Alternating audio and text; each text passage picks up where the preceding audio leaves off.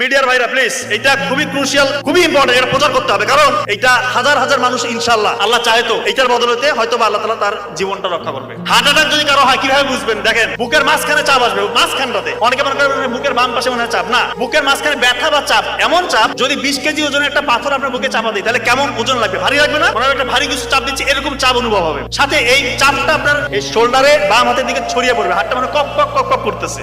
আপনার ওই সময় ঘাম ছুটবে, সাথে শ্বাসকষ্ট হবে এবং আপনার বই ভাব আসতে পারে এবং মৃত্যুর ভয়।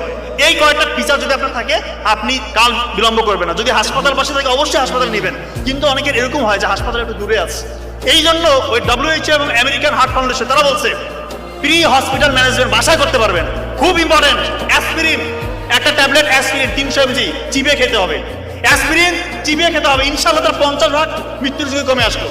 নাইট্রোগ্লিসারিন একটা হচ্ছে স্প্রে পাওয়া যায়, নাইট্রোগ্লিসারিন মার্কেটে বিভিন্ন নামে আছে, ওইটা জিহ্বার নিচে 2 চাপ দিতে হবে। আর একটা হচ্ছে অ্যাটরভাস্টাটিন গ্রুপের যে কোনো একটা ওষুধ 40 mg খাইতে হবে। আল্লাহ চাহে তো তার মৃত্যুর ঝুঁকি ইনশাআল্লাহ আপনি 70-80% বাসার মধ্যে কমাই দিলেন, এরপর দ্রুত হাসপাতালে নিয়ে যেতে।